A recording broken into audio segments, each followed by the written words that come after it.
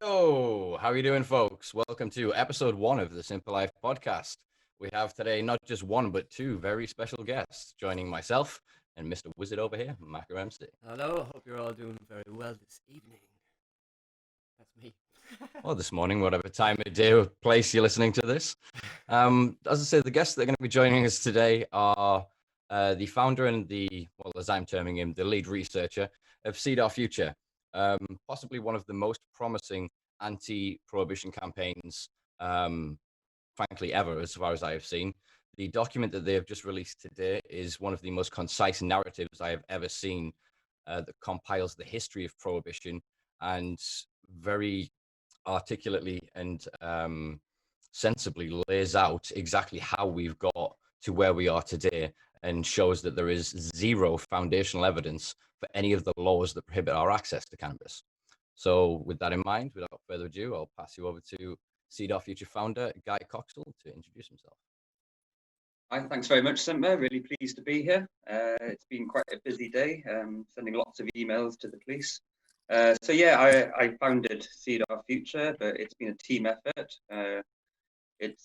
It's been quite a roller coaster after the last year, especially with coronavirus and everything, because we did do some protests earlier in the year, and that was a bit difficult, hitty-missy. We were planning on doing more, but it's just getting a little bit too difficult. So we thought we'd use the pen instead and a bit of intellect and just put it all down on paper and use a different strategy. Beautiful, beautiful. Well put. I can put sort of a little caveat to that. I actually ran, obviously, the northern event of what was then Seed the Future. It was a very difficult event to organize because we were still just coming out of the height of COVID. We were in sort of that interesting period between, I suppose, termed wave 1 and wave 2. But generally people were afraid, which is all the more of a kind of poetic irony in the fact that the research that's now coming to light showing that cannabinoids can be protective and can help treat the ailments and symptoms that arise from COVID. Yeah. So next up we have Mr. Trev Coleman, someone you may have seen me a few times before in the past, riling up a lot of people, quite often usually police officers or people in authority. Trev, as I've mentioned before, is who I would say is the lead researcher on this. Trev has been the cornerstone of knowledge for me for years now, has been a constant source of inspiration, and is stuck to his guns since day one, has said that this is wrong, and now with the help of the rest of the team at Seed Our Future have proven this. This is all now in paper. It's all documented in the UN, the World Health Organization, various state and legislative organizations around the world, and we've compiled it together in this document. So with that in mind, Trev, would you mind introducing yourself and telling us a little about your input into Seed Our Future? As you say, Trev Coleman. I started off with Teesside Cannabis Club in the reform movement. I haven't been with them for a couple of years now, but during my meetings with Ron Hogg, one of the things I decided to do was to research the charges that everybody goes through when they get busted. And the one thing I went looking for more than anything else was the Schedule 1 evidence. Now, I spent about 3 weeks going through pretty much every government website I could to try and find it. And when I couldn't find it, I went to Durham Police and I asked them to direct us to it. It was Ron Hogg that I talked to. When I asked him if he could direct us to that evidence, he said he couldn't. When I asked him why not, he told me because it doesn't exist. When I pointed out that surely if there's no evidence to back up the charges and somebody asked for that evidence in court, the CPS couldn't provide it, surely the case would collapse. And he agreed with us. And that's basically the case that Seed the Future have taken up. It's taken as our case, yes. As Guy has just said, it has been a team effort. I mean, the case has effectively been mine from the start, sort of thing, but it's taken Steve Harrison from Flora Fusion, an Australian, to translate my Geordie gibberish into a legible sort of gibberish for the posh Geordie Guy Coxall to sort out for all of us lot. Yeah. Very Cheers, true. Trev. Very true, Trevor. Very true. Yes, he is a posh Geordie. So how many people total do you think have been involved in this? Oh, Joel. I mean, you've got Phil Monk, obviously from WTU. As I say, you've got Steve Harrison from Flora Fusion, Ola Campbell from Ireland, Chris Tasker. I think I don't know if he's from Global Cannabis Solutions. There's various other people. It's Mandy kind of- Joseph as well. She's been really helpful. Yeah, Varun Marshall, all the rest. I mean, there's been over the last year between me and Guy. I mean, we've been working with the likes of the Irish Hemp Farmers Association, Scottish, pretty much across every business we can think of, and we're just pushing this case all the time. And it's finally starting to get to the point where people are taking it up. Well, it's Go on. sorry, I was just gonna say it's actually now at a point where we have a proven, tested case of acquittal. Do we not? Yes, we do. There's a guy down in Wales who Keep his anonymity contested. because I'm not sure if he's wanting to go public with it. Yeah, no problem. He actually contested on the controlled status of cannabis within the UK, and the CPS acquitted him because they couldn't offer evidence of that. No evidence, no crime, eh? Exactly. It's as simple as that. That's it. There's no shit. You think about it, I mean, between the report that Guy has done and that acquittal, we've managed to screw 2/3 of the charges. So your Schedule 1 is out the window and your controlled status is out the window. All they've got is misuse. So prove misuse. Well, as we had a conversation with the lovely two gentlemen from Northumbria Police who turned up to see the future event, they couldn't prove misuse. It is an impossibility. It's a misnomer. Exactly. Interestingly enough, I suppose there's another case which again will keep the individual's anonymity. I imagine they will want to go public once the decision is made. But there is obviously somebody using the basis of this case and the basis of this document as their defense for driving under the influence. Actually, there's about half a dozen people using this case now. Excellent. So is the person that I have in mind first and foremost? Just one. No, she wasn't even the first. There's two CBD shop owners in Northern Ireland who are using it. To great effect, actually. One of them scared the life out of the PPS over there. Are they using it for driving under the influence? No. Just as defense for possession and supply because of whether they were CBD shop owners. Yeah. No, I just wanted to, for the listeners, I just wanted to separate out between them so that they have an idea of how diverse of a tactic that this really is. It disempowers possession, it disempowers cultivation, it disempowers distribution. There is no crime now attached to cannabis. Oh yeah, if they take this document into consideration. Yeah, I mean there is a part in the lady's charges that you're talking about where they point to Section 5A of the Misuse of Drugs Act 1971. So okay then, that's what you claim. Can you now back that up when we've given you evidence that you can't?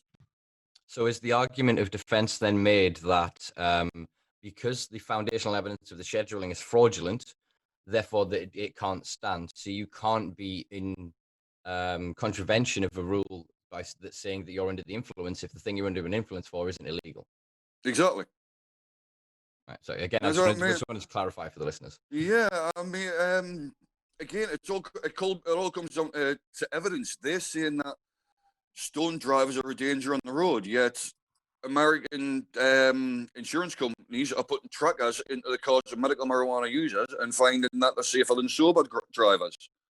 Yeah, it's completely arbitrary, which is a violation of Article 9 of Fundamental Human Rights. That's UN human rights, not the EU ones that we may be losing. We are still signatories to the UN, so we still have those human rights no matter what. Is there an incoming decision supposed or scheduled for December by the UN to make some sort of global decision on It's cannabis. the I was- UN Council of Council of Narcotics, I think, Is, narcotic drugs is sitting to debate is, it, some. is If this it one hap- 2nd and 3rd of December? Is that right? Is that right? Because Yeah. I was told there's a chance I might be going to that the other night. It would be very interesting if this document could be presented to the individuals there, because the current Yeah, but rumors it's that are already with the coming out, UN. the current rumors that are coming out at the minute are suggesting that the Americans may end up shitting all over this reform because they wanted to go harder on the THC caps. Whereas if a document like this nullifies and makes their arguments moot, because ultimately they don't need to reform a legislation that is fraudulent, that is effectively institutional terrorism. Exactly. I mean, I've already been told that this is with at least 3 US lobbyists, one with some major hemp association, and with 2 who are at the White House daily. Excellent, excellent. It's good to see that the team of individuals that you have managed to accrue between you have really distributed this, and it's a testament to the UK cannabis community to see how far and wide that this is going in the short time that it has actually been available to the public. Yeah, well, yeah, again, you can thank Steve Harrison and Guy Coxall for that, because it's taken them two to translate my Geordie gibberish, so you lot can all understand it. Good job on posh, eh? Exactly. So what would you see as? Oh, Oh, your camera's gone, buddy. Interesting. Uh, We're gonna can have I, technical can I issues. keep talking. I'll be back. I'll be back. There's no Hey, worries. Can I, big guy. can I just go into the UN vote a little bit more, because I actually attended, I was in Vienna for the first one. I think it was November 2018, and it didn't happen in the end, but I went to a nice conference there. And it was supposed to happen again in March this year, and it was cancelled. I've actually got evidence of the European Commission, the European government, who actually tried to stop the vote. Instead of allowing all 27 EU states in voting within this, who were all signatories of the UN, they pushed for a single vote to not vote at all unless it was going to make a change, which was an oxymoron in itself. So I'm not open to the December vote, whether it even happens this time, because it will be the 3rd time, and they're only going to look at rescheduling to maybe Schedule 3, Schedule 4, something like that. You've got, dyers, all sorts of harmful drugs in Schedule 4, Schedule 5, which are much more harmful than cannabis. We're not going to stand for that. We need it to be completely removed from all drug scheduling, ideally globally. Well, if we look at obviously the document that you guys have created from the roadmap, effectively from the first opioid convention in 25 through 55, what became the 61 convention, the 71 convention, the 88 convention, they've just stacked shit on top of shit on top of shit. So it just shows us that anytime they sit to reform this, all they're ever seeking to do is control an illegal monopoly, it would seem. Because if you look at the 88 convention, that was literally just about international dealing. They weren't trying to communicate about the harms, the so-called harms of drugs. What they were trying to do was control international trade, so they got their cut. Whereas the argument for this, if this is actually taken up on the United Nations level and they destroy effectively this convention, that means all party states have to try and figure this out. Because the basis for that, if it's proven as we've proven now in UK courts that there is no foundation there, this can't be enforced anywhere without it being considered fraud and terrorism. Yeah, but that's exactly what the war on pro-Britain, the war on drugs is. This isn't a conspiracy theory, though. It's a conspiracy fact, because we can prove it, because there's court records and contracts and all the rest of it since 1937.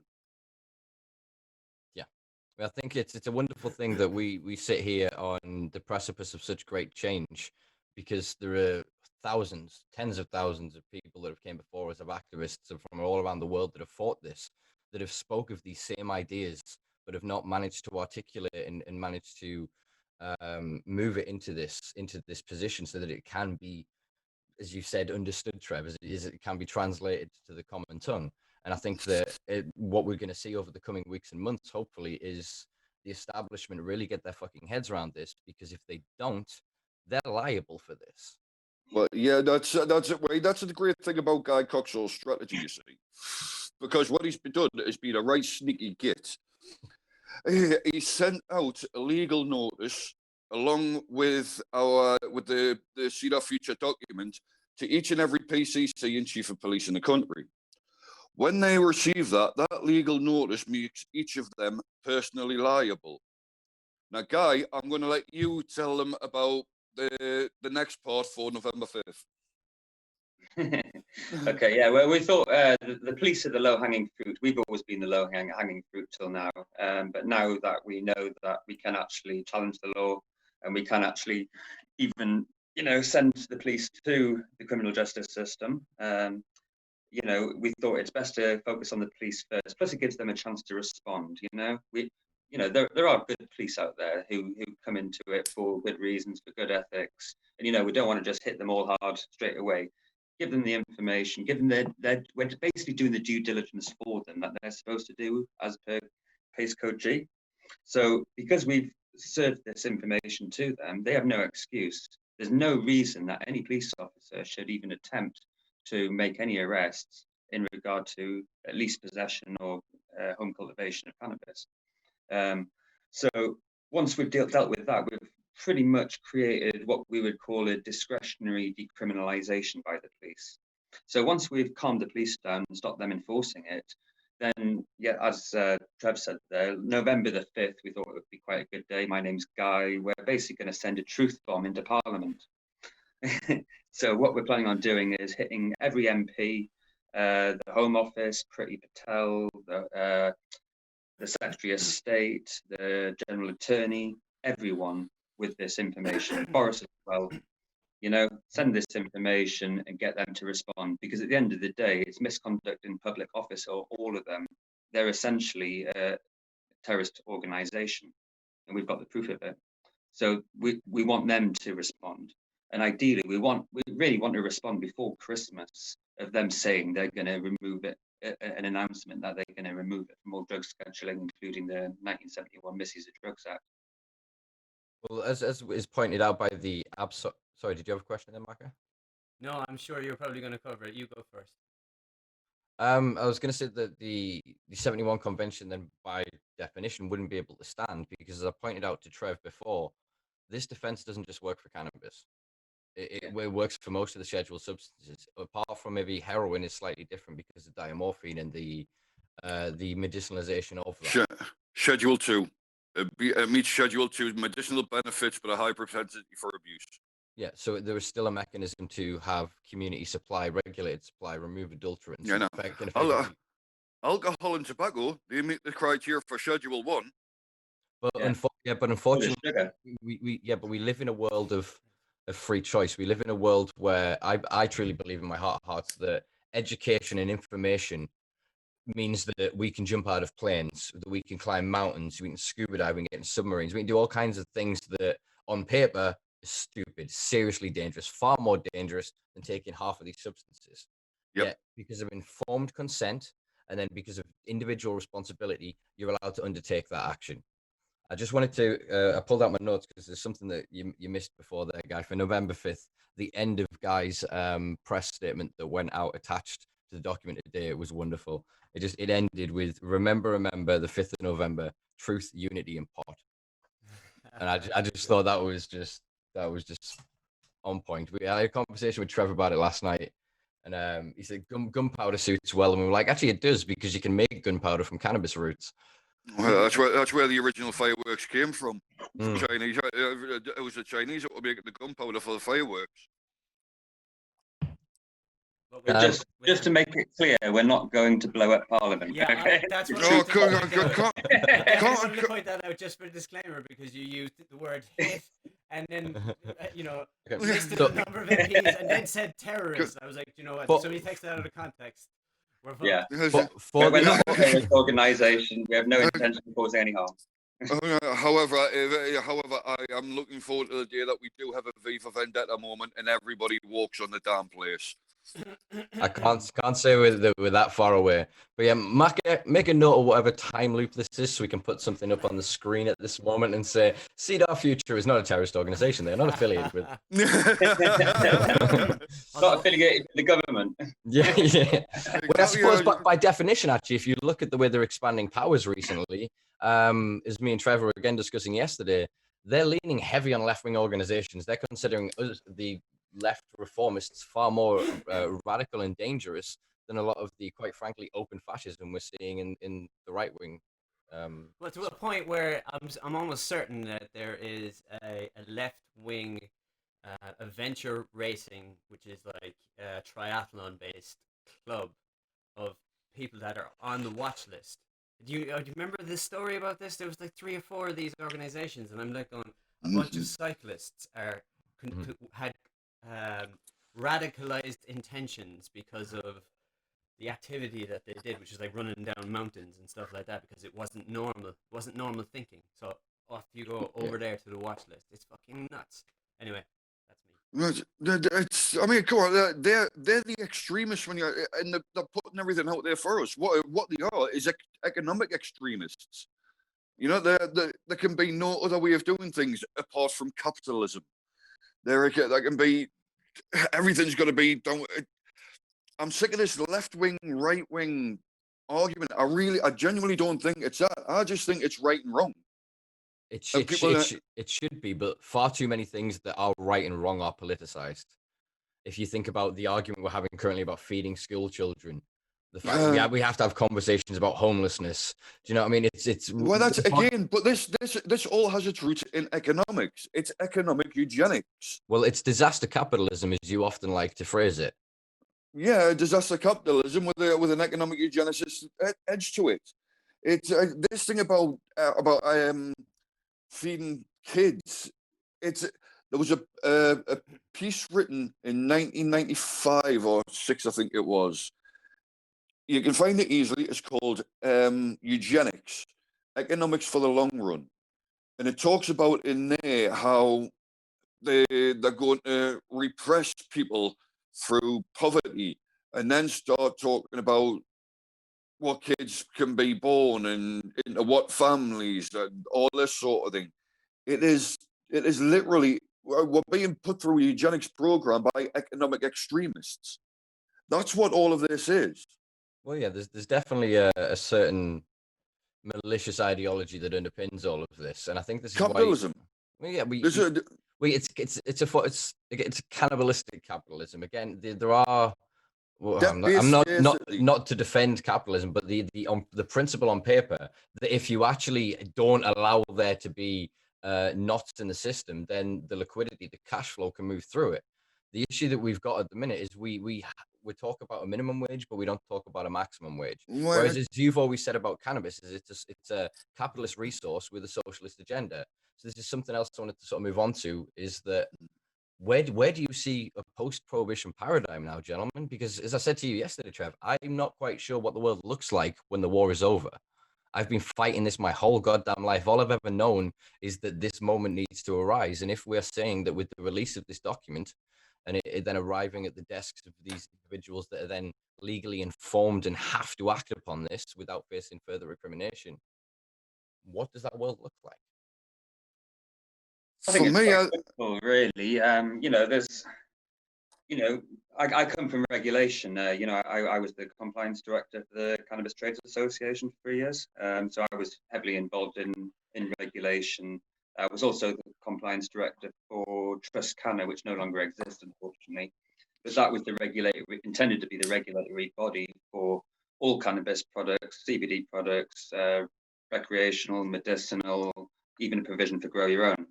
And it kind of put together the framework for that. The issue is whatever you sell into the market has to be regulated to a certain degree, whether it's a food or whatever. Cannabis has to have its own classification, though. This is the problem that you've seen within the CBD industry, where you've got the FSA and the MHRA both throwing this hot potato between each other because none of them want to touch it. And that's because it doesn't fit into the food category perfectly. It doesn't fit into medicine. It's both. But really, you need to look at cannabinoids. It needs to be regulated similar to vitamins and minerals. It's an essential thing that we need for life. You know, we need our endocannabinoid system functioning properly to be able to live life and avoid disease. So I would like to see it as its own classification, a regulated market, where, you know, you have dispensaries, you have places you can go where you can utilize it. It's hard to say. Everybody's going to have their own opinion and different opinions on this. But, you know, I think what we're focusing on really at the minute is just to get rid of the nonsense with prohibition. You know, get rid of the 1971 Misuse of Drugs Act completely, you know, and then we've already got an industry, a cannabis industry, as far as all you're doing is adding THC, really. So, you know, we've already got the industry there. There's not much to work on it, just evolve. For me, it's actually, you see, evolve, for me, it's a little bit of regression as well. Because we've already had a glimpse of that world. I mean, we built it. Everywhere we went, the British Merchant Navy under Henry VIII carried a cargo of hemp seed wherever they went. Now, we talk about, when I say hemp, I'm not talking about the 0.2% stuff that came around in the 60s. I'm talking, all of it would have been high THC stuff. Every single colony in the British Empire was a resource-based economy with a foundation stone of cannabis. And this is how we built the world. This is how nowadays, with the kind of technological.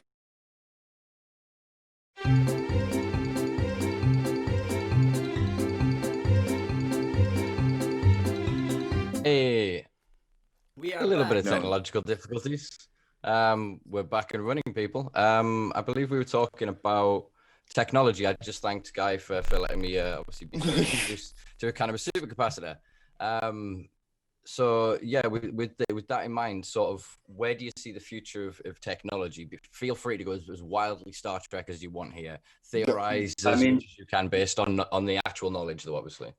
Yeah, I mean, this is something that I've, as the chairman of Hemp Tank as well, I've been preaching for years when I've been going around to events. And, you know, one of the things I've been talking about the last couple of years, and I've been talking with Extinction Rebellion and all sorts of different organizations, that if we were to get a bit of investment and get rid of the licensing and restrictions around the industrial applications of cannabis, I reckon that we could mitigate 80% of all of our carbon emissions in 10 years. You know, they're talking about, the government are talking about 2050. It's not, it's you know, it's way too far into the future, you know. We need to do things now. And so, you know, it's not, so actually the prohibition of cannabis isn't just saving our health, it's also saving our environment, saving all of us and saving our economy, because this could create a whole green industrial revolution. And the main concept I look at is hempcrete houses are carbon negative. You know, you save about 40% on heating bills over the lifetime of the building, which is huge. You can then use these graphene technologies for power generation, for power storage, off-grid and microgrid systems. You get rid of the national grid altogether. And we could, you know, run these houses and buildings on this technology.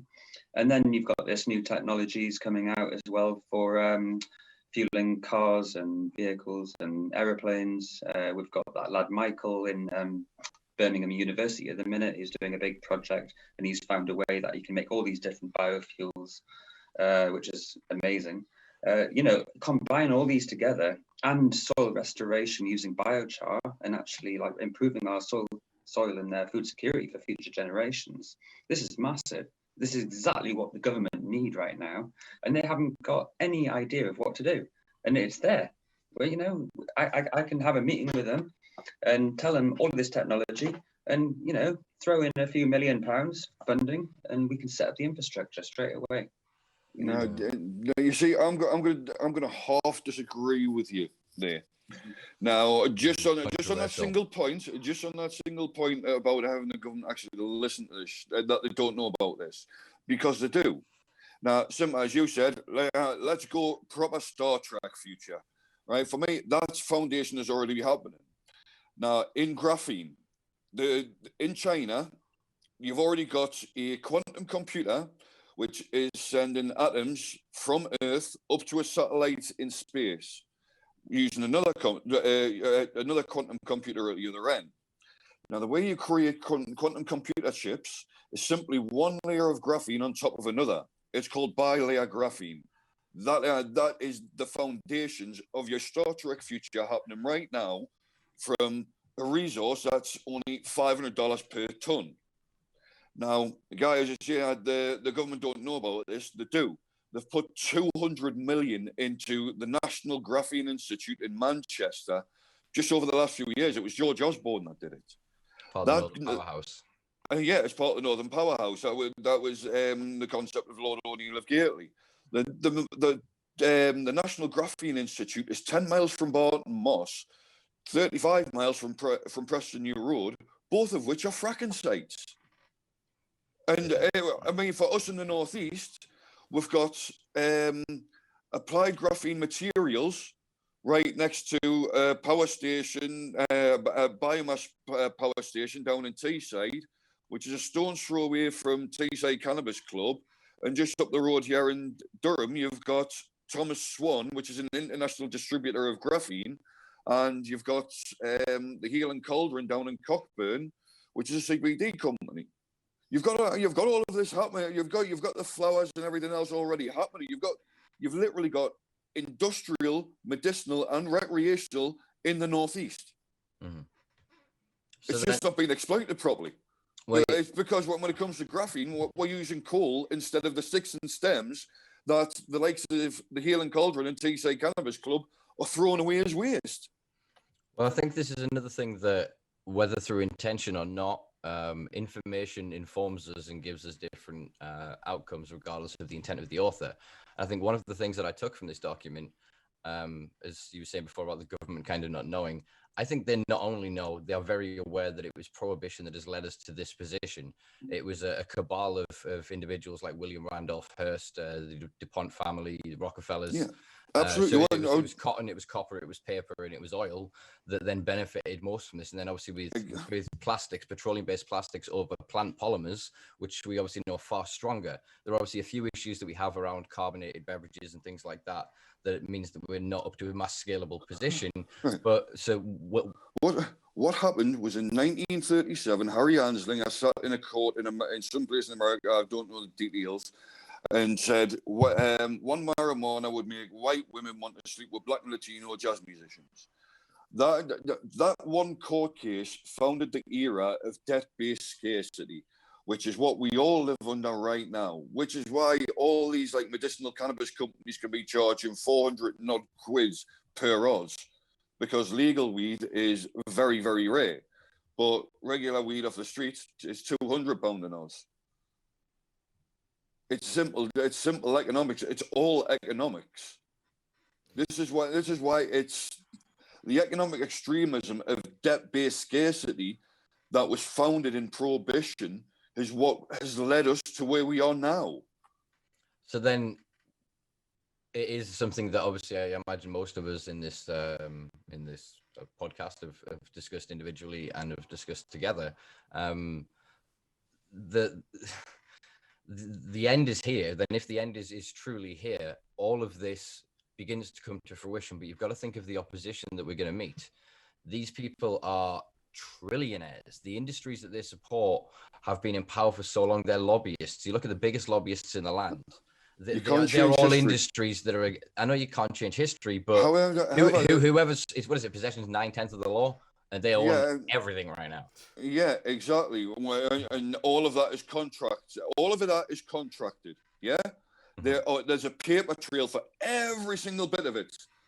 All of which leads right back to 1937 in that one court case. So then, if we were to look at this, we've discussed this a few times of how do we sort of deal with this as a society moving forward. And I've often pitched the idea of a Truth and Reconciliation Committee in the same way that we had after apartheid in South Africa. And I think you've obviously discussed the idea if we need a Nuremberg-style trial. I think ultimately, if we then really look at this, the heads of these industries, if we're going to actually hold people accountable for the mass extinction of species, for the rising water levels, for the rising temperature, if we're actually going to hold these industries accountable, that's going to have to happen internationally. This is potentially an opportunity for some form of true global cohesion, because we'll start to recognize it. COVID this year has shown us that the globalism doesn't fucking work. You cannot pick your grapes in Australia, fly them to Peru, pack them, and sell them in the UK. That just isn't working logistically anymore. It's ridiculous. Why do you need to do that? If you've got a crop like weed, you can be producing antibacterial graphene packaging or paper packaging, plastic packaging in country and send it off to wherever. Well, the wonderful thing is, if we then spoke of, say, graphene batteries being applied to renewable energy, then we theoretically have a point of unlimited energy. If that was the case, we could domestically use technology that we know, including cannabis, mycelium, and other renewable building materials, to create grow sites to grow basically anything, and it wouldn't cost us a penny. Well, exactly. Exactly, this is what I'm talking about. We get back to the way we did things with the British Empire. Everything is a resource-based economy with a foundation stone of cannabis everywhere for every country. But that basically then makes every country have the opportunity for independence. You've got to think that the control paradigm of the West and the pervading racial prejudices of the Western world is going to come to an end then, because if we don't need to exploit developing nations for their minerals, for things that we can derive out of other materials, far more renewable materials, this then again changes the paradigm, because it will stop our need to keep them shackled. But then again, our governments are not going to want to allow other nations to rise to challenge them. I mean, it's basically then going to become a case of who's got the largest amount of land, grows the largest amount of weed, they win. Right. Well, you've just gone and made my argument that I said before, that they are economic extremists. I think the way I see it, this is the beginning of a revolution. You know, I mean, if you look at the conspiracy behind cannabis, it's the biggest conspiracy in history. It's caused mass genocide and mass ecocide for almost a century. It's given all of the minority the money and the power and taken it all away from us and made us slaves. You know, this has to stop. And I think, you know, the tagline for Seed Our Future is truth is our sword, unity our shield.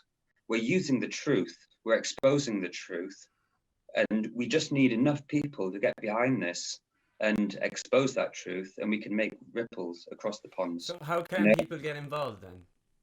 For somebody that like might stumble across this and is just warming up to the idea that you all put out here, like how can people just start to get involved with the Seed Our Future?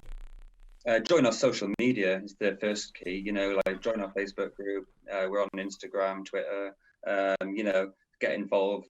We're doing things. We involve everybody in the group. You know, we don't just, there's not just a small team of us who do this. We let everybody get involved. Everybody's been helping, like sending, in the last couple of days, they've been sending media contacts for us to email. So, you know, get involved. I mean, we've been talking to people, you know, in the States, in Canada. I think we had someone from Belgium, someone from India today. You know, it's going international. And the thing with this document is it can be replicated, although it talks about the 1971 Misuse of Drugs Act and the UK law. It's all based on, you know, the 1961 Schedule 1, which is universal. You know, that this can be replicated anywhere in the world. We could have decriminalization globally and expose the government, expose the UN, expose the corporations who are the main people we need to be stopping here. Mm-hmm. Right. Just again, though, just to throw a... Good. What I was going to do just before you continue there, mate, was I have a little browser open here that's showing, this is seedourfuture.co.uk for those that can see the video. I know that you guys can't see this, right? But I'm just showing them the website, and just going to scroll down so you can see it. But it'll have all the information that is there. Are there social media links on this webpage as well? The website, not yet. No, I'm not very technical. So, no, that's all right. You know how to add it? Yeah, I do. Yeah. You wanted to help? Yeah, no, not a bother. I can give you a hand. No problem at all. So what I'll do actually is I'll pop some of these links in post, and then you can see some of the social media in. Maybe they'll pop up here or here or here. No, I'm only joking. I'm not going to do any of that. We'll link it all in the bio as well. And for people that don't know, obviously today as well, we launched the Simpa Life website. So on the resources section, you'll also find a link to Seed Our Future. There's also a blog post that I've put up there today where you can download this document that we are talking about right now, along with the wonderfully written press release and the, I almost want to say mafiosa style letter that has been sent to the police, but I don't mean that. I mean, the subtext is beautiful. You know what I mean? It is so concise, and it literally gives them no wiggle room, and it informs them that there is no going back now. Here is the goddamn truth. You are the lowest hanging fruit. Rally in this moment to the politicians and save your own goddamn skin, because if you don't, we're coming for you. Me and Trev have discussed this idea openly for years now. Cannabis PPI. Can you talk a little bit, guys, about the potential for this, of what then comes when we've proven that they've committed the world's largest and most protracted conspiracy against us, when we their terroristic tactics? I can tell you right now, it's already happening, because in the States they're expunging records all the way back to the 70s. The reimbursing fines and confiscations, they're giving compensation for time inside, and because they've got nobody who can do the jobs as well as the people that they've criminalised, those people are now making $250,000 a year, and the workforce has increased by 250,000 since legalisation. Criminal records becoming CVs. Yeah, exactly. The great thing is, if we take the responsible people to a court, it would be a civil court. And with the civil court, you only need 51% probability, which is easy to do, especially with all the evidence that we have, which counteracts the very lack of evidence that they have.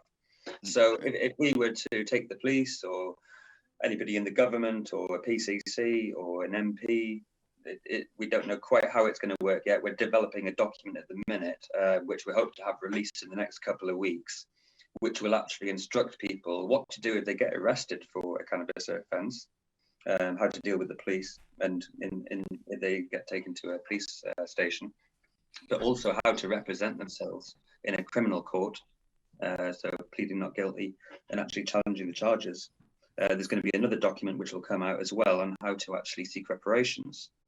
And there's going to be an organisation set up to support people through that process at an affordable rate, so that, you know, we can start seeking reparations. You know, we don't want to be seeking reparations for, I think it says in the document actually that, you know, we're not looking to go for organised criminals or people who are violent or, you know, causing all sorts of menace. You know, we want to be helping people who otherwise,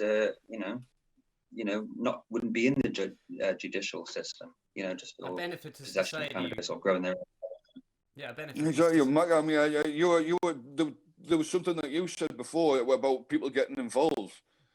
People can use this report if they get busted. The more people who use this when they get busted is the best thing that can happen. Yeah, and Just a little disclaimer there, though, that this isn't written by a lawyer, and we don't, if you use it in your defence, we're not responsible. so it's used in discretion. Obviously, for all we've discussed that someone has used an aspect of this in their acquittal, no one has taken this document in its entirety into a courtroom and had a full acquittal. What we have had in the past is people take elements of this. I'm not going to name the individuals, but there's a couple from Carlisle around Medibles used a part of this to the point that the CPS refused to prosecute. They were threatening them at first, threatened them to the 11th hour, and then basically said that, yeah, we can't do this. So what I want most for people to take away from this is there is a way out of this. You will be pressured, you will be threatened, they will nicey you, and then they will vicious you, and they will push you into a position of thinking that signing a piece of paper declaring that you have done something wrong is your only way out of that room. It is not. Be strong, be brave, and actually challenge it. If you can afford legal representation, take legal representation. Yeah. We shouldn't be taking this on the chin anymore. Like I said, millions it's before fraud. It's a criminal conspiracy of fraud and terrorism, and the legislation says so. Yeah, as is well evidenced by this. So once again, I'd like to draw attention to the fact you can download this document in a link that I will have provided in the description below. So, I mean... Maka. Yeah, I guess I had a I was couple just of bringing it up. questions there. Sorry. I was just leading you in. Oh, right, and I just completely fucked it up. Right. Not a bother. Good lad. Right. No, so I guess if, say, the tried and tested political play, to use a sort of sporting analogy, is to sort of not dither and delay, but sort of sidestep and just ignore things and push it to the side, which is what is happening. I mean, that's what you mentioned, Guy, with the rescheduling of the votes and you know, the restructuring and stuff like that.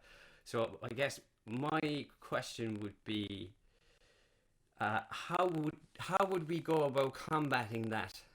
Now, I'm putting you under a small bit of pressure there because you mightn't have those answers yet, but you can imagine. I mean, as I've said, this is tried and tested. It's been happening for fucking decades, right? So I mean, what's to stop them using that against us again, going forward? You know what I mean? Does that make sense? I think it does, but can I just quickly simplify it? Yeah, you can just to simplify translate Mac there. Sorry. No, it's all good. I think so. Asking what happens if these just literally lands on the desk and they just kick it down the road, kick it down the road. Oh, we'll look at it in 6 months. COVID's too important. The economy is too important. This is too important. Do we have a strategy at that point? Yeah, especially the police can't. I mean, they can ignore it. I mean, you know, we've sent out emails to every PCC and police chief in the UK.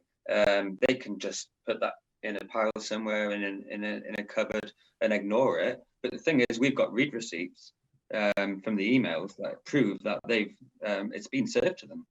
You know, they've got to pay attention to that, and they're responsible for their team. So if they come across some evidence that actually their police officers are breaking the law by enforcing these laws, they're ultimately responsible. It's them that are going to have the head on the block, you know? Yeah. So, you know, they can't ignore it. They have to read it. It's evident. You know, I mean, we got a response from the Home Office, which was just laughable when we asked for the evidence. They didn't have any. It was just all hearsay. Just absolute rubbish, you know. Oh, somebody said this. It's like, well, you're really going to base all your case on that, you know? And once we get more precedents on this, you know, it's just a domino effect. In essence, this is a big game of chess, and you know, I think we're in check at the minute. Ooh. Yeah. So just to clarify for any like listeners or viewers, it's good, yeah. Just to clarify for any listeners or viewers, what Guy's speaking of there with the Home Office response is actually prior to this document, a Freedom of Information request was sent to the Home Office, the Crown Prosecution Service, and the 43 PCCs around the country. Yeah, 42 PCCs, and also the ACMD as well, which we haven't had a response from. They're the Advisory Council on the Misuse of Drugs, who actually are the scientists who collect all the signs that they haven't got. The impartial organization that is not allowed to be impartial. Yeah. So obviously, the Freedom of Information requests came back. Every single one of these institutions said that they do not hold it or have access to it. As we've said, that in the document that is again available in the link below, you can decipher for yourself and see the evidence and the I suppose, to use Guy's analogy there, the domino effect that has happened from a bunch of bigots and racists and capitalists wanting to control this thing, leading to generations of warfare across the entire face of the world. Yeah, then we had the prohibition and the war on drugs feed the war on terror through resource wars across the world. Very true. A little shameless plug here on the simpalife.com in the blog section. I actually have an article about cannabis prohibition and terrorism. Yeah, I can't wait till you do the one on the WHO report. That thing is just funny as hell. Like, yeah, that was one of the funniest documents I've ever come across. I must admit, I nearly wet myself when I found that. It was pure chance that I found it. The mentality of the day shines through in that. It's it's gold if you go into court with that. Like, could you allude for the listeners and viewers to some of the points in it? Right, and the only one that sticks with us all of the time is page 8. Page 8 of this article, it's done by an Egyptian doctor who talks about how the Mohammedans would turn to abuse of cannabis to get euphoric feelings, because of an unsatisfactory sex life due to practicing female circumcision because the women couldn't get as sexually excited. So that led to cannabis abuse. That's page 8. I wonder why that stood out. It was just laughable. I mean, for me, it's actually evidence of medical use. It's antidepressant use. So I'm getting high because I'm fed up with not getting any days home, which a lot of us do. What I found interesting about the document was it actually referenced Aslinger in his book, which was around the same sort of period, and and it was reefer madness in a document. But this is a World Health Organization document, a few years before the 1961 Drugs Convention, which classified it as a Schedule 1 globally. It's based on this rubbish saying it turns you one spliff and you'll go out and kill your brother. It's insane. Yeah, it comes from a time, obviously, Anslinger actually, shout out to Johan Hari, who I do really hope to be a future guest at some point in the near future. He wrote the book Chasing the Scream, The First and Last Days of the War on Drugs, a brilliant account of the history of prohibition. And he shows a history of basically Anslinger wasn't anti-cannabis. He thought cannabis was benign. It was just a pointless thing. It wasn't on his goddamn radar. It wasn't until the agency that preceded the DEA was then threatened with a loss of funding that they suddenly needed a new enemy and a new scapegoat. They needed a new way this is way before John Ehrlichman and the quote from Nixon era. They needed a new way to demonize certain classes and certain groups and to be able to continue that social control. So it's the history of this is unbelievably long and extensive, but yeah, Harry J. Anslinger is one of the main cornerstones, I suppose, of modern prohibition, inconsequentially. And I think he was a good showman. Do you know what I mean? And when they compiled what they called the Gore Files, which was the first sort of reefer madness tales, and it was just like red top press or yellow top press, I suppose it was over there, sort of back page stories about, things that usually end up in like as UFO stories and shit, that kind of stuff, and they just put these slants on it, and then they took really benign crimes and they took them way out of context and then applied this racial profiling through drug use to it, and then that sort of laid the foundation for basically bigoted individuals to relay ideas over evidence. So this, I believe, the gentleman that made the statements that became into the 55 report did so at the second or the updated opium conventions. So again, it wasn't even scheduled to be communicated. It was literally just a bigoted individual voicing their opinion to a room of other bigots who went, oh, he's got a point. And then we've just built it time after time of other bigots and idiots that are so out of touch and don't understand that the vast majority of people who take drugs, about 90% across all substances, World Health Organization on statistics, do so non-problematically. And the majority of those in the minority do so when they are caught up in the chains and the shackles that have been built around this system. Yeah. Mm-hmm. But you're not wrong. You think, as you were saying about, this takes us back to the thing about cannabis PPI. You think about it, there's 50 years of convictions. 50 years. How many people is that? Tens of thousands a year, all who've got, and where there's blame, there's a claim. I can see the ads on the telly now, can't you? Exactly. I cannot wait until we have got police officers in the dock. Because then we can run them down. Where's your due diligence? Why? Blah blah blah. Yeah. We've got all the questions. We can tell them all new arseholes. You raise an interesting point when we've discussed this over the past sort of weeks and months, of the idea of the Nuremberg protocols. Could you enlighten our listeners and viewers as to? Right. Well, the Nuremberg protocols basically say that following superior orders doesn't absolve you of a crime. I mean, they are, from their side, you always hear a couple of things. One is that they don't make the rules, just enforce them. That's an admission of following superior orders. That if you look in the reason we had the Nuremberg trials was because 20 million people were slaughtered in concentration camps. We promised never, ever to do that again. The only people who actually went to firing squads were the people at the bottom. The ones who passed out the orders, they all got away with it. They all went off on like Operation Paperclip and all the rest of it. Unless the lads at the bottom actually start changing things now, they're all complicit. It's as simple as that. And the Criminal Act 1977 shows that. Well, it's interesting that we've noted that the way they've established the lower ranks of the police is effectively to make them individual corporations. Exactly. Page 1 of the Police Federation, every officer is an independent legal entity. This means that they have to do their job bang on. If they don't, that leaves them open personally to civil action. So the combination of them failing to do their due diligence is a violation also within the Nuremberg protocols, which then in and of itself, as we've discussed, is misconduct in public office. And because they're then, as part of their institution, there's more than two of them constituting a conspiracy. So could you sort of speak a bit more about the processes, the charges that could be levied against the police potentially?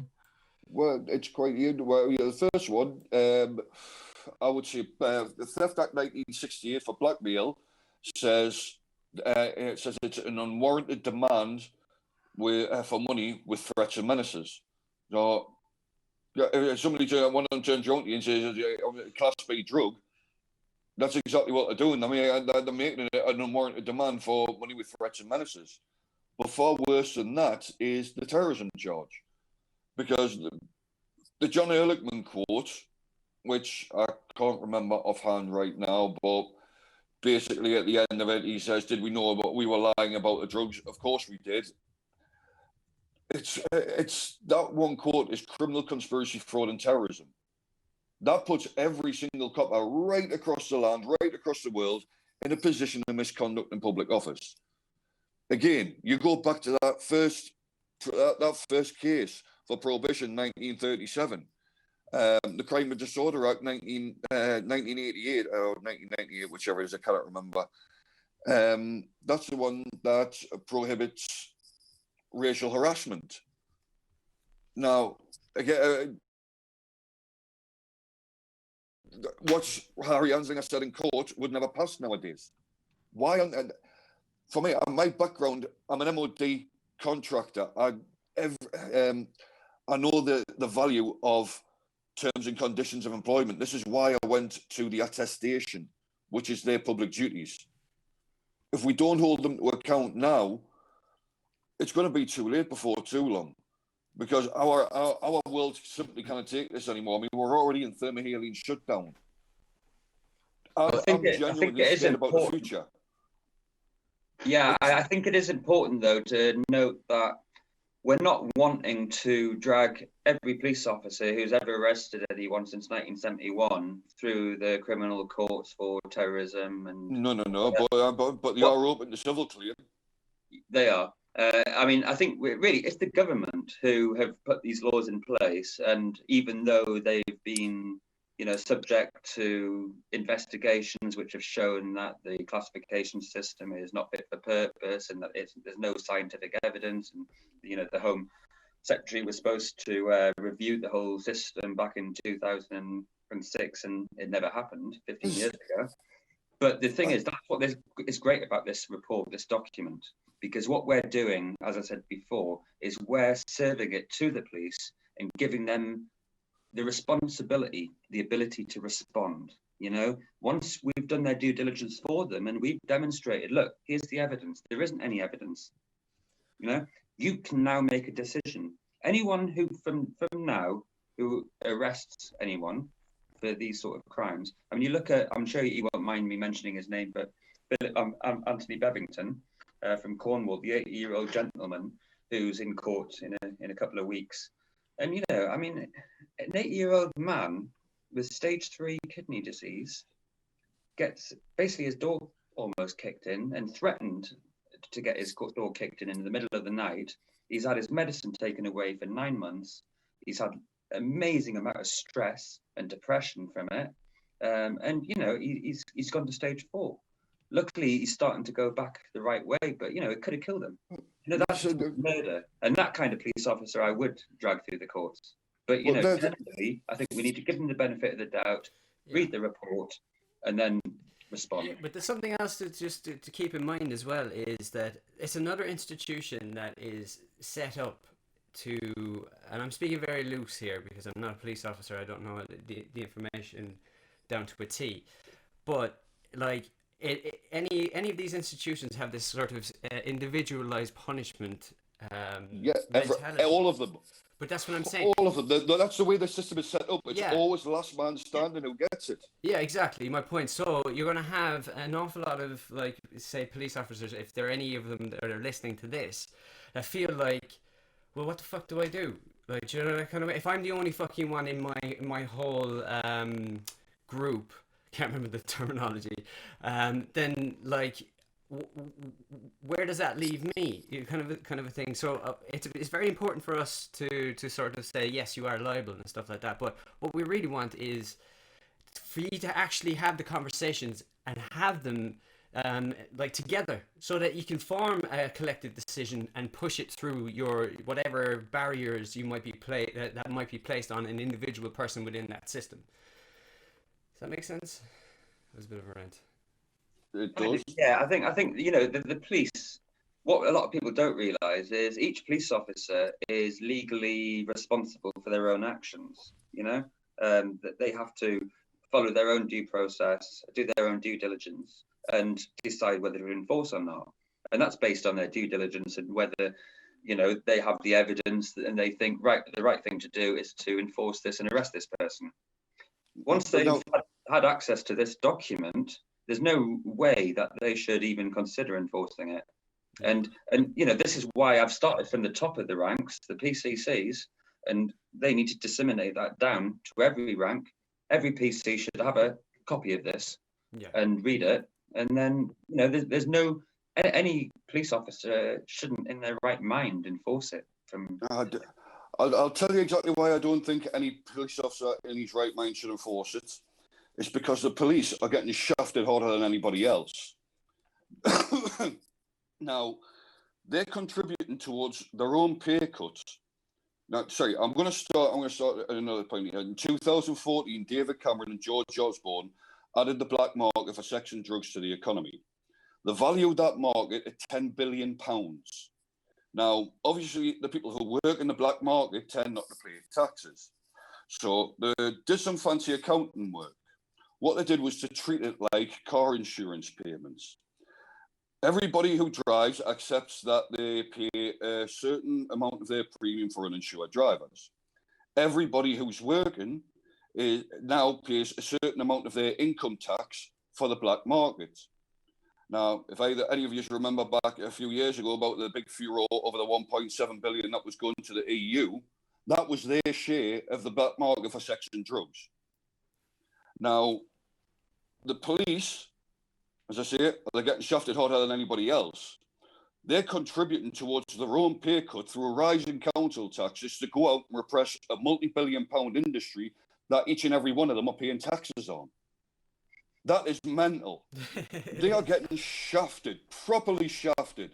Yeah, it's crazy. I think that brings us on to another really good point that I think Maka kind of alluded to in his question as well, is that we kind of have to offer an olive branch here at some point. For all we have been repressed, for all we still sit here, the four of us, they could take any of our doors off right now, drag us off into a cage, just for probably the contents of one of our grinders right now. But bring it on, because I'm looking forward to the compo package. Well, yeah. But so that's why I do this. I know, but that's why I'm so blatant. But with that in mind, like I still want to live in a post-prohibition paradigm. I want to live peacefully in this world. I did not come to this war as a soldier. I was made an enemy combatant by the state. They chose to take a warfare against me for the way that I express my individuality. But even still, I think there needs to be a way. So what about an idea of, all right, if we can show this, what about we get the police to go after the MPs? We get the two biggest obstacles to take each other the hell out. Because if the cops are then going, we're all liable, and we go, you know the law, you have a duty of care to enforce the law. Here's the evidence to prosecute it. Who's responsible currently? Let's have a look. Ooh, Home Secretary. Look at the MPs that are directly, legally, because of their appointment, responsible for this, and we challenge them in their position directly. We take this less about an ad hominem attack on any one individual, and it's an attack on the institution, because they don't consider us individuals. They come for us and they mark us as statistics. As Guy's already said, and as Guy's strategy, remember the 5th of November. That's when all of the MPs get this. Truth, unity, and pot. I did say this earlier. This is the strategy. The police are the low-hanging fruit. We're basically we're not going after the police. They might think we are, but we're wanting a discretionary decriminalisation by the police. We just want them to stop enforcing, because that makes it harder for the government. It's the government that we're after, especially the Home Secretary, the ACMD, the Home Office. They're the people who are responsible. They're the ones who are lying blatantly. Every time somebody sends a letter to their MP regarding cannabis, they get back this generic response saying, there's clear scientific evidence of harm, and there's not. They're lying. They're blatantly lying to the public. They're blatantly hiding. But they're the ones who. This is why you were perfect to do that report, Guy. Your job is compliance. That's exactly what you did. You did the compliance on the case, and you did it beautifully, I've got to say, man. Agreed. So then we'll obviously have another discussion in the future to discuss what other steps are coming. We'll keep certain things under certain hats right now. But can you allude to what the future is for Seed Our Future? You've planted the seeds, you've germinated. What should we expect in vegetation? Well, as I said, there's the next stage, which is Parliament, and then this document which will come out, which will help people to be able to represent themselves and not have so much fear in this world. Beyond that, I don't know really. I kind of got into this. I'd like to retire sometime. Yeah, me as well. I live quite a simple life in the countryside, and I'd like to just be able to chill a little bit. It's been a very stressful year, but no, we've got to keep going. I think we're going to be looking at other drugs, full reform. Myself and Steve did have a meeting last week with Tommy Shepherd, the MP who's doing this drug reform bill. So we might maybe jump on that and support that. And then there's all sorts of atrocities happening within government. How many other laws are there that are based on complete bullshit? Yeah, exactly. So maybe it's something that we can investigate. We can maybe branch out that way. I really don't know. Especially when we're relying on the Nuremberg Accords. Going to be very interesting to see what happens when potentially somewhere in the estimate of 5 to 10 million cannabis consumers in the UK suddenly can live without fear. Can you imagine the innovation? Can you imagine the art? Can you imagine the work? Can you imagine the advancements we will have socially, culturally, economically, industrially?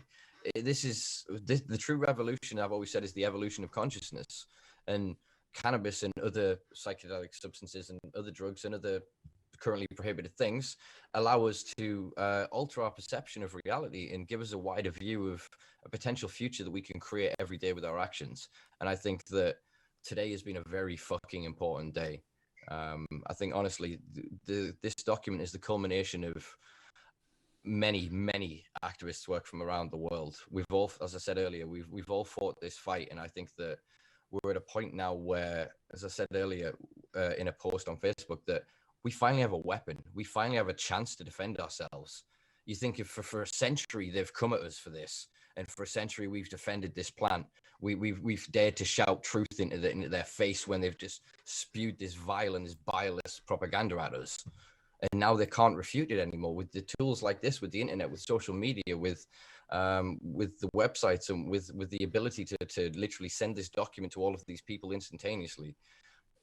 We are at the crux of that revolution, Guy, and I want to thank you for helping bring the people together that were part of this, and the people that have contributed in ways they can't even imagine, for doing this and bringing this together. Thanks. It's good to be part of it. I can reiterate it now as well, that, like, a sincere thank you from anybody that's even just thinking that all it is hiding and having a little spliff in your house, and that's the level of involvement that you have, that, you know, within this sort of industry, we'll call it, for use of a better term. But I guess go to the website, seedourfuture.co.uk, yeah, and download this thing, get your mates to read it. You know, spread it around to everybody. Use it as seeds, I guess. Right? That's the one thing. That's the one thing that you can do. It's a very simple thing. Get your mate to read it. One mate, just do it. There you go. That's my shit. Yeah, I would agree. Do it. Oh my days. Right, so I saw Shia LaBeouf there, and was that Arnold Schwarzenegger, Trev? No, Starsky and Hutch, my Ben Stiller. Oh. Do it. Do it. Oh yeah, got you. Sorry, that took me a minute.